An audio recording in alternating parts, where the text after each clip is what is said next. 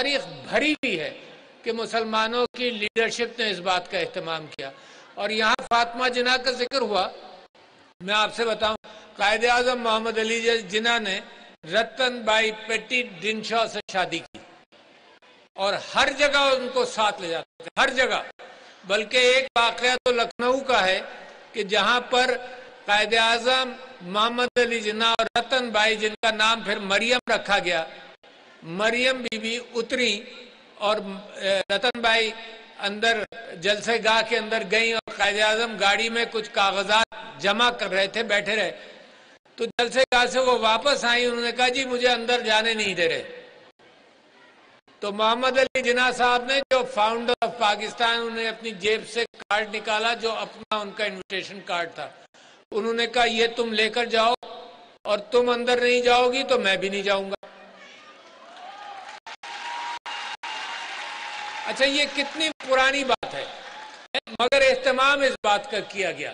اور پاکستان کی اور ہندوستان کی تاریخ میں آپ نے نام سنا ہوگا محمد علی جناح، مولانا محمد علی اور مولانا شوکت علی.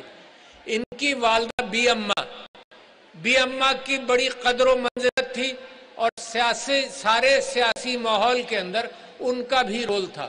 پاکستان بننے کے بعد آپ نے یہاں تصویریں دیکھی، لیاقت علی خان صاحب کی اہلیہ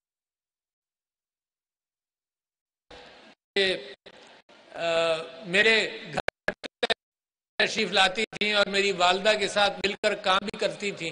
وہ پھر فاطمہ جناح، وہ نام موجودہ یہاں بیٹھی ہوئی ہیں بہت ساری عورتیں جنہوں نے بہت کچھ اچیو کیا.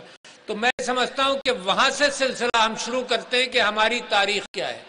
مگر یہ تاریخ مسخ ہو گئی ایسے کلچر میں آ کر جہاں پر عورت کی اہمیت کم تھی، اور بر صغیر ہند و پاک کے اندر عورت کی اہمیت بہت کم تھی. یہاں کے پرانے رواج، رسم اور مذہب جو یہاں کا، جو اب ہندوتوا کے اندر تبدیل ہوتا جا رہا ہے، وہاں پر اہمیت کم تھی.